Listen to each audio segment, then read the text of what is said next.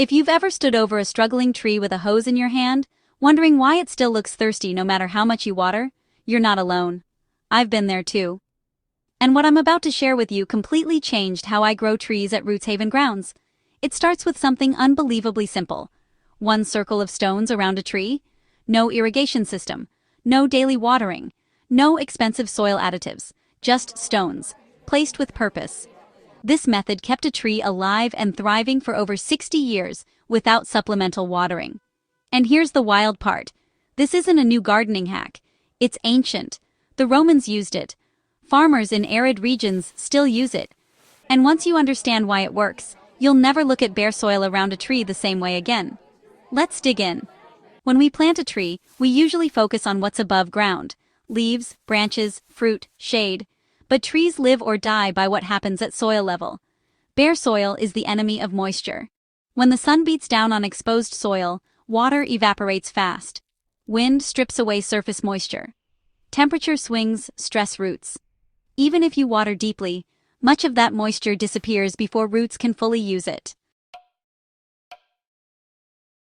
Over time, this creates a cycle. Dry soil leads to weak roots. Weak roots need more watering, and more watering leads to shallow root systems that can't survive on their own. That's where the stone circle comes in, and why it's so powerful. The Romans were masters of working with nature instead of against it.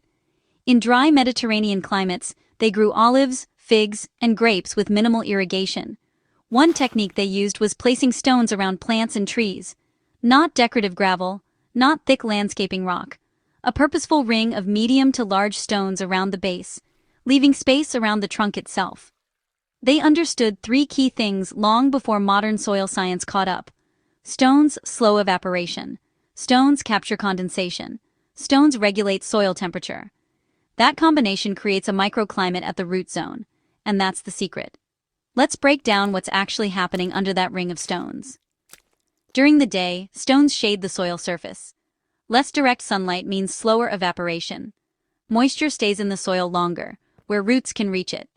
At night, something even more interesting happens. Stones cool faster than soil. As air temperatures drop, moisture in the air condenses on the cooler stone surfaces. That tiny bit of dew runs down underneath the stones and into the soil. It's not a flood of water, but night after night, it adds up. Then there's temperature control. Soil that gets too hot damages fine feeder roots, the roots responsible for absorbing water and nutrients. Stones act like insulation, buffering the soil against extreme heat during the day and sudden cooling at night. Roots stay in their comfort zone, which means they function better and grow deeper. Deeper roots equals a tree that can find its own water. That's how one tree survived 6 decades without irrigation. Now you might be thinking, isn't that what mulch does? Yes and no. Organic mulch like wood chips is fantastic in many gardens, especially in wetter or temperate regions. But in hot, dry, or windy climates, mulch can dry out quickly and even wick moisture away if it becomes hydrophobic. It also breaks down over time and needs constant replenishing. Stones don't decompose, they don't blow away easily, and they don't compete with soil microbes for nitrogen as they break down. In arid or drought-prone areas, stone mulch often outperforms organic mulch for long-term water conservation. That's why ancient growers leaned on stone. It was a long-term solution. This isn't about piling rocks against a tree trunk. That can cause rot, pests, and disease. The method works best when done thoughtfully. Start by clearing weeds and grass from around the tree. You want a bare soil area extending at least as wide as the tree's canopy, or as wide as you can reasonably manage. Grass steals huge amounts of water from young trees. Next, place a ring of stones in a donut shape. Leave a few inches of space around the trunk so moisture doesn't sit directly against the bark. The stones should be large enough that air can still move between them. Think fist-sized to football-sized rocks, not gravel. Aim for a layer about 1 stone deep. You're creating shade and surface protection, not building a wall. Once in place, water the area deeply one last time to charge the soil. After that, nature takes over far more than you'd expect. Here's where the magic really shows. In frequently watered gardens, roots tend to stay near the surface where water is easy to find. That makes trees dependent on us. Miss a few waterings, and they suffer. with a stone circle reducing evaporation and encouraging slow, deep moisture retention. The soil stays workable deeper down. Roots grow downward in search of stable moisture. Over time, the tree becomes more drought-resilient and self-sufficient. Instead of a fragile, surface-rooted plant, you get a deep-anchored tree that can handle dry spells like a wild tree would. That's the long game.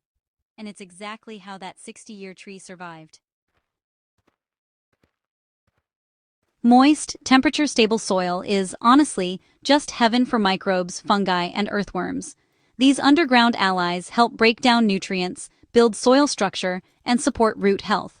Bare, sun-baked soil is basically a microbial desert, but covered, protected soil is alive.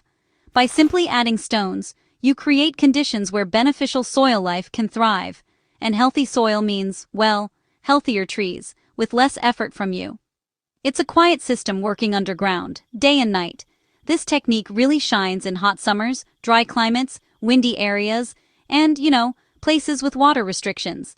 It's perfect for fruit trees, nut trees, olives, figs, shade trees, and hardy ornamentals.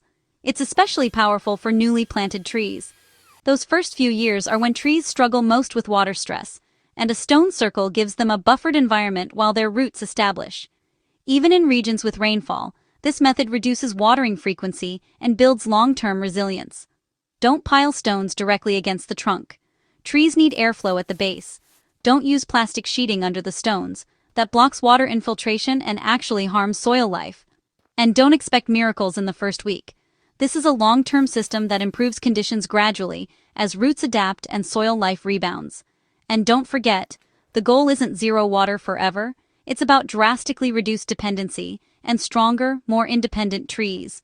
With rising temperatures, unpredictable rainfall, and water becoming more precious every year, low-input gardening isn't just convenient, it's necessary. The stone circle method is simple, affordable, and based on centuries of real-world success. No gadgets, no subscriptions, just smart design that works with natural processes. At Rootshaven Grounds, this is exactly the kind of practical, time-tested gardening wisdom we love. Techniques that make your garden stronger while making your workload lighter.